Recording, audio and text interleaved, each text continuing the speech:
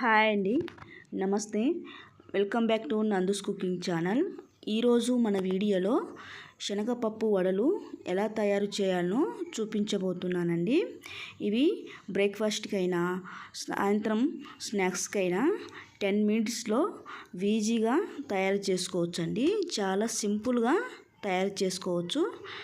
Tasty evening snacks చూడబోతున్నామండి. సాయంకాలం పూట ఏదైనా వేడివేడిగా తినాలనిపిస్తే 10 మినిట్స్లో ఈ వడలు అనేది చాలా సింపుల్గా చేసుకోవచ్చండి. చాలా టేస్టీగా ఉంటాయి. చాలా సింపుల్గా ఈ స్నాక్స్ని ఇక లేట్ చేయకుండా తయారు విధానం చూద్దాం. నెక్స్ట్ ఒక బౌల్ తీసుకొని ఇందులోకి 1 గ్లాసు శనగపప్పుని నేను తీసుకున్నాను.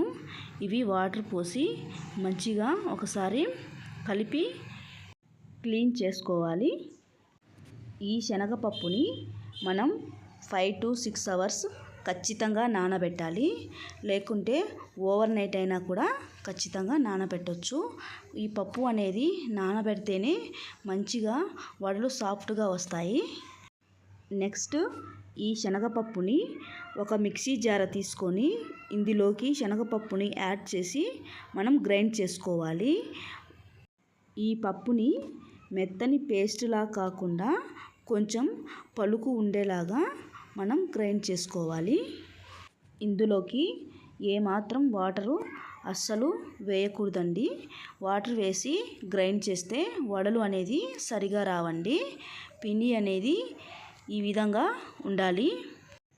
ఇలా రుబ్బి పెట్టుకున్న పిండిని ఒక గిన్నెలోకి మనం ట్రాన్స్ఫర్ చేసుకోవాలి. ఈ పిండి అనేది మెత్తగా రుబ్బుకోకూడదు, కొంచెం పలుకుగానే రుబ్బుకోవాలి. నెక్స్ట్ ఇందులోకి సన్నగా కట్ చేసిన ఆనియన్ ముక్కలని ఇందులోకి యాడ్ చేయాలి. నెక్స్ట్ పచ్చిమిర్చిని కూడా ఒక 2-3 యాడ్ చేయాలి. ఇందులోకి కొత్తిమీర, జీలకర్ర కూడా యాడ్ చేసుకోవచ్చు.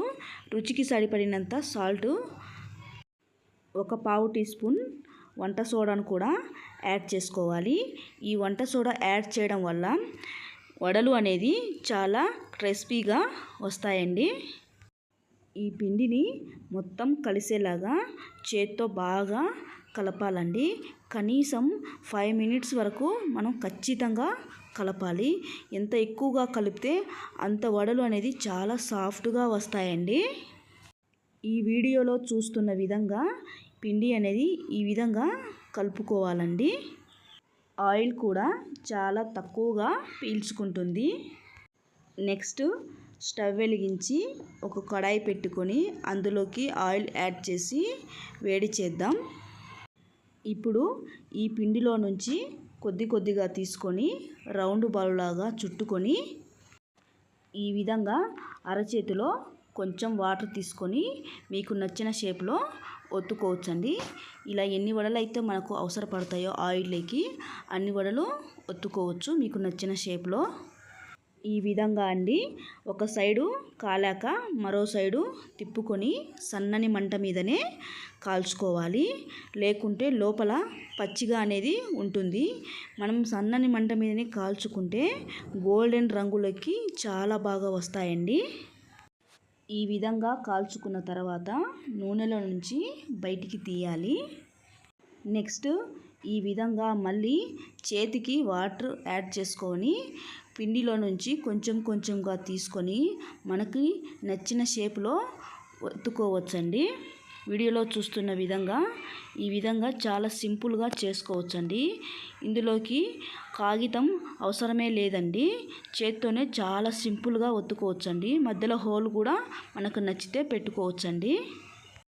చూసారు కదండి, ఈ విధంగా ఆయిల్లో యాడ్ చేసుకుంటూ మనకు ఎన్ని అవసరమైతే ఆయిల్లో యాడ్ చేసుకోవాలనో అన్నీ యాడ్ చేసుకొని ఒక సైడు కాలాక మరో సైడు కూడా చాలా చక్కగా కాలేంత వరకు సన్నని మంట మీదనే చాలా బాగా కాల్చుకోవాలి.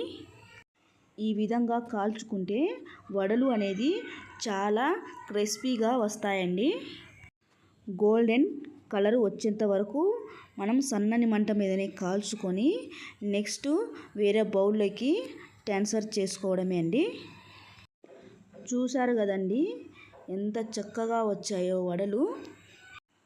చాలా సింపుల్గా ఈజీగా ఈ శనగపప్పు వడలని ఉదయం టిఫిన్కైనా సాయంత్రం స్నాక్స్కైనా వేడివేడిగా చేసుకొని అప్పటికప్పుడు 10 మినిట్స్లో తినేసేయండి. ఈ శనగపప్పు వడలు అనేది వీటి కాంబినేషన్ చికెన్కు పల్లీ చట్నీకి సూపర్గా ఉంటుందండి. మీరు కూడా ఒకసారి ట్రై చేయండి. ఈ కాంబినేషన్ మాత్రం అదిరిపోతుంది. నేనైతే పల్లీ చట్నీ చేశాను, చాలా బాగున్నాయండి. నచ్చితే మీరు కూడా ట్రై చేయండి, చాలా బాగున్నాయి.